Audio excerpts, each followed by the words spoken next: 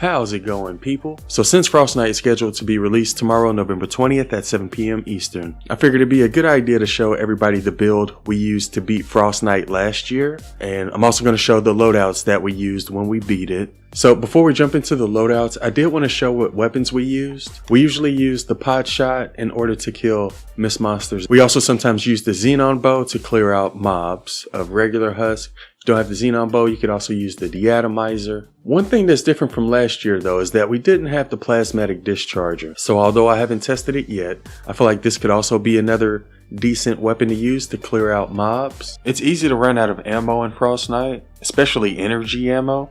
So as long as the discharger only costs 3 energy ammo, this is probably going to be one of the best weapons to use in Frostnite. Again, I haven't tested it in Frostnite yet, but we'll try it out tomorrow when it comes out.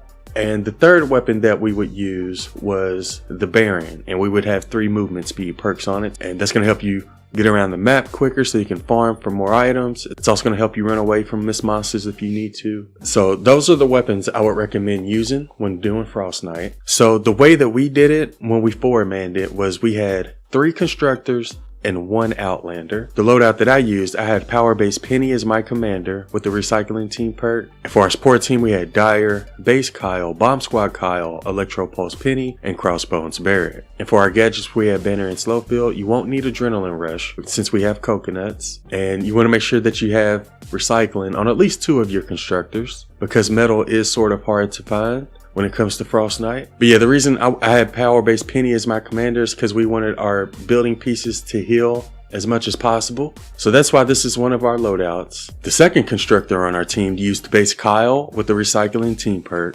And for our support team, he had Power Base Penny, Mega Base Kyle, Pathfinder Jess, Dyer, and Crossbones Barrett. And for his gadgets, he used Slow Field and Supply Drop. And I think it would be good to have at least one person use the Supply Drop. And the reason he chose to use Base Kyle is because he gives your building pieces the maximum health. So up to this point, we have the strongest walls in the game, and they also heal as fast as possible. Our third constructor used the Ice King, but he used the supercharged traps instead of recycling. And the reason we chose to do this is because this will make our traps deal the most damage compared to all the other team perks. And the Ice King will freeze any enemies that damage your structure, which gives you more time to kill them and gives your traps more time to kill them. So that's why we used these 2 on our third loadout. For his support team, he had Mega Base Kyle, Electro Pulse Penny, Thunder Thora, and Heavy Base Kyle. And he used the Slow Field and Banner. And like I said earlier, even though everybody's going to be farming, you're going to want to have at least 1 outlander that farms more than everybody else. And you could use a few different heroes as your commander. You could go with Fossil Southie as well. Just put Archaeologist in your support team and use Fossil as your commander. So you could do that as well. And I believe you could also use Clip as your commander as well. But with this one, we used Archaeologist as our commander with the Blast from the Past team perk. And for our support team, we have Fossil Southie, Triceratops, Clip, Dyer, and Crossbones Barrett. And the gadgets that he used were Teleporter and the Hover Turret. The reason you want to have at least one person using the Teleporter is so that they can get in and out of the build safely. They don't have to run past all of the husk and risk dying. So yeah, you may want to have at least one person use the Teleporter. That way you can get in and out of your Frostnite build safely. And that sums up all the loadouts that we used last year. Obviously, there's a ton of other loadouts you could also use, but if you're unsure of what to use, then you could definitely use one of these loadouts. I also want to show a map that gives you a good idea of where everything's located. Basically, last year we explored the map multiple times just to get a better idea of where you can get resources and materials and the best chest farming routes. Everywhere you see a chest is a location where a chest can spawn. Where you see bacon is where you can get bacon, which you'll need for traps. There's a little Easter egg in the top right where you can find an Easter egg. And everywhere you see a sea is a cave. With caves, you'll find a lot of resources that you'll need. And those blue squares are what they call opportunity zones. So, for example, one time you might see a barn spawn in on one of those blue locations. Another time you may see like a cliff or a hill. So those sort of vary every time you load in. But everything else pretty much remains the same. And for those who are wondering, the best chest farming route is going to be in the bottom right of the map. You want to go to that cave in the bottom and you'll see a lot of chests down there. There's also some chests towards the right of that, so that's going to be the best location for farming. But yeah, I'll leave a link to this map in the description, and I'll also leave a link in the description to a video that shows more detail on the Frostnite map if you'd like to know more about it. For those who would like a little bit of practice before it comes out tomorrow, there is a creative map that looks very similar to the Frostnite map, and it's sort of a good place to practice your build. I'll leave a link to this creative map in the description if you want to go check it out. And big shout out to Mystic for making this map for us. Oh, there's the island code right there in the top left. So before we get into the build, the first thing I want to show are the enemies you can expect to see during the different waves.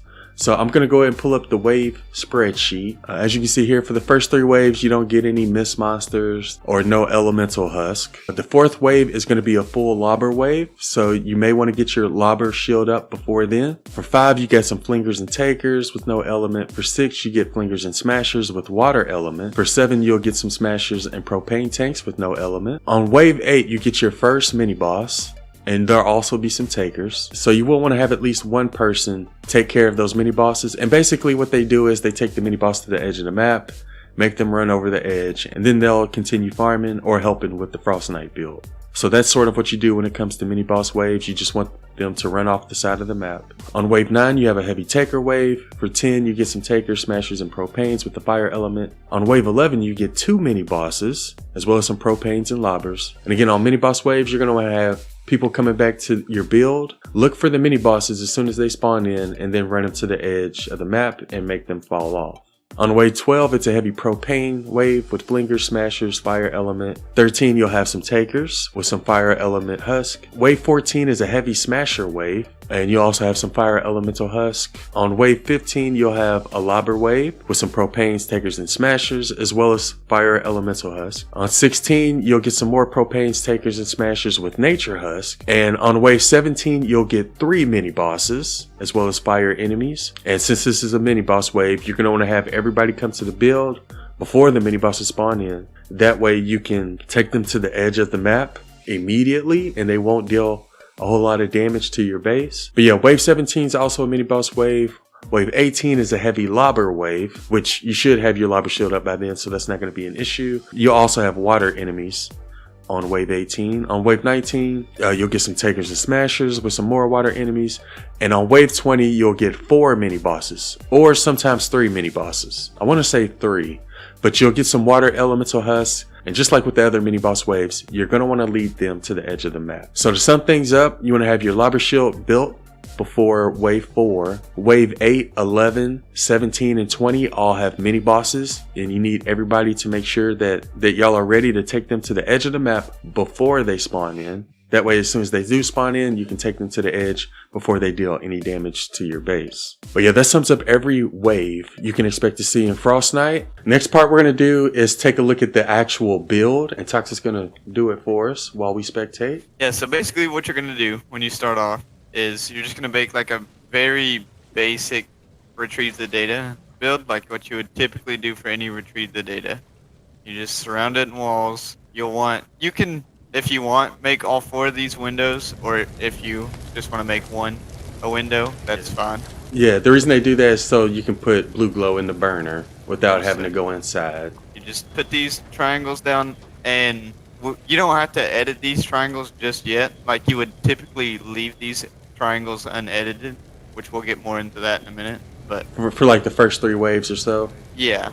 While they're doing that, one thing you could do is put the wooden wall spikes on these walls for the first 3 waves, and they should kill most of the husk while you're building. So yeah, it looks very similar to a retrieve the data build. We will be putting these cone pieces up a little bit later though, and putting floor launchers underneath them. But yeah, let's go ahead and see what he does here. So basically all this right here is going to be is like layering or sandwiching, which is just, you know, your standard block off. Yeah, this is to prevent husk from going in this direction and sort of forces them to go through our tunnel. So you're going to put this on each of the 4 corners of the build. Yep. And yeah, it's basically just 4 walls with this little cone piece. You got one right here, Well, right here, we're going to put a wall there as well. And yeah, you just put these 3 in each of the corners. He's doing the same thing over here. The direction of these cones do matter. If we were to put it like, let's say, over this way, then the husk may attack this wall. So you want to make sure that you put the cones in the right place. So you should have all this like done before wave 3, and you should also have the lobber shield done before wave 4. Excuse me. So this is your core basically. Yeah, this is like the core. You got the 3 sandwich pieces on every corner. You got the windows with wall pieces in the middle, and these little cone pieces out there. And then you would just surround these in ceiling pieces. And you would edit these like so for your ramps. So all these would be Like that. edited just like so. And then right here, you'll just cap this off with some archways and another ceiling piece. And this is actually where your constructor would put his base. And any extra constructors would put them on each of these corners. Yeah. Well, for the first 3 waves, you can put it down here. Just for until just you in get any up of the there. corners. But once you get built up here, you want to go ahead and put your bases up here. It makes them a little bit safer. And now for the tunnels. You would just essentially branch off from any of the 4 directions, and you'll go 1 tile out, and then another tile, so 2 tiles in total, and 2 tiles to the left. Yeah, it's like a 2x3. So starting from the burner, we go 1 tile, 2 tile, and then we got the 2x3, right? Yes. And then you simply put some walls around like that, and a wall in the center. Wall in the center, and you're going to put ceiling pieces. Yes, and ceiling pieces will be on all these pieces. And you're going to do this in all of the 4 directions. So we only did this in 1 direction, but we're going to do the same thing in the other 3 directions. Yep, in all 4 directions. Yep, same exact tunnel. We're just going to keep it simple, and then you simply come up to the top. Yep. And this is where you'll start your lobber shield. So you're going to place a cone. You can pre-edit your cones to make this a little faster. Yep. And you will go, you'll go up 3 tiles, and then you'll go out 1 with ceiling pieces, just like so. Yep, and you're going to do this in every direction. Every single direction. Yep, we're going to add that same tunnel and then the same lobber shield, and then we'll connect all of the lobber shields.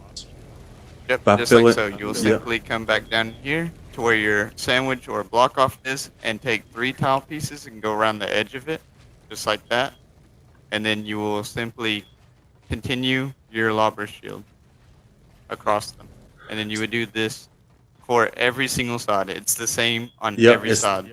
Yep, that's good to know. So I guess let's go ahead and finish it out. Let's go ahead and do the same thing on every side so we can get like the full build. I'm going to go ahead and do this one. So yeah, it's basically a 2x3 with 1 wall piece in the middle. Same thing here. And let's go ahead and do the last side. Sometimes you may spawn into a version of the Frostnite map that has something in your way. If that's the case, you'll just have to build around it. Around wave 3 or 4, you're going to want to edit these cone pieces into ramps and put the floor launchers underneath them. And when it comes to this inside area, you'll put wall darts on each of the corner pieces, and you'll put floor launcher here and wall dynamos on these small wall pieces. And that's pretty much everything you need to do when it comes to the inside of the build. Okay, so at the front of your tunnels, you will want 2 sound walls, 1 on each side of the wall. Just so that way you can clear up any propane that are coming into your tunnel. You'll want, preferably for the perks, Aldra single reload. Got it. That's all you'll want. And then in here, you can put another sound wall, or if you would want more recycling, you can simply put a wall launcher to push them further back out of the tunnel. Okay. But I would probably go with a sound wall personally, because that way you're just making sure that all propane is taken care of. For your first floor piece, you will want a floor spike. Floor spikes. For second, on both sides, so this tile and this tile, you would get a freeze trap wooden floor spikes right here on this first piece, freeze traps on these next two pieces. But when you place down a freeze trap, face this wall when you place this down, and when you place it down over here, make sure you face this wall when you place it down, so that way when they freeze, they sort of like get pushed back a little bit super quick. All right, so for these two wall pieces over here, just put wall darts on both of those and wall darts on both of these. Yes. All right, now go ahead. And then going. on these two back walls back here, on your block off, you're going to want wall launchers to push Wall them launchers. further back into the tunnel. So for this next area, we put a freeze right here and face this wall when you put it down. A freeze right here, face this wall when you put it down. And we're going to have wall launchers on that wall and on that wall to push them back.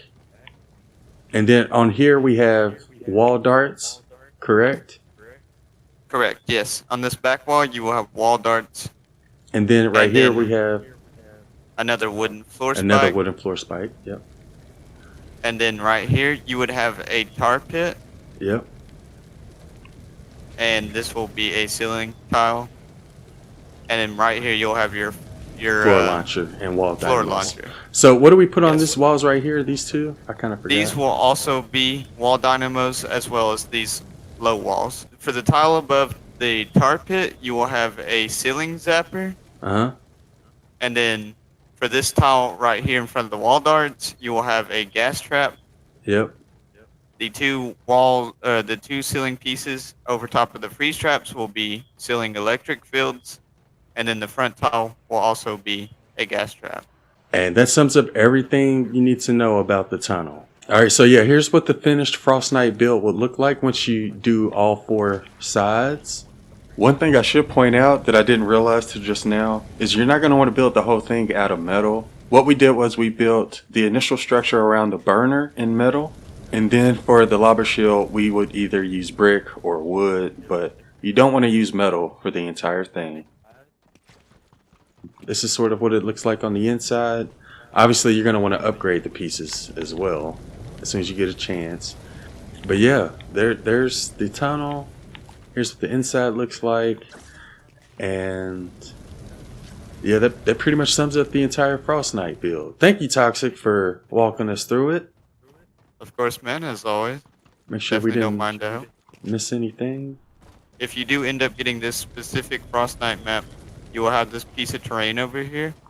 And simply all you're going to want to do to fix this is have a cone here. Just like a basic cone. We'll go through here real quick. Have a floor piece edited flat, and you'll have a wall. Yep. Another wall. And another cone facing out. And then just two walls. And Yeah, done. just That's all basically you do. block it off whenever you see that little piece there. Like I said earlier, you're going to want to have a teleporter.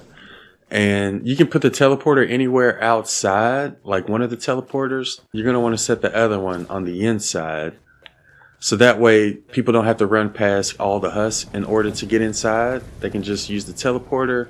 And you can put the other teleporter like right here or whatever. It's just a little bit safer that way. And that sums up everything we're going to go over for this one. Like I said, Frostnite will be released tomorrow at 7 p.m. Eastern. And I think we'll try to help some people with Frostnite like we did last year on Twitch, so be sure to follow if you haven't already. We usually get a lot of people asking for help with Frostnite in our Discord, so you could also find people there. I'll leave a link to that in the description as well. But yeah, that sums up all the tips that we have for Frostnite. Hopefully this video helped you all out. Be sure to drop a like if it did. Before I go, I wanted to give a huge shout out to everybody who uses creator code A1. I really appreciate your support. Anyways, I hope y'all have a wonderful day, and thanks for watching.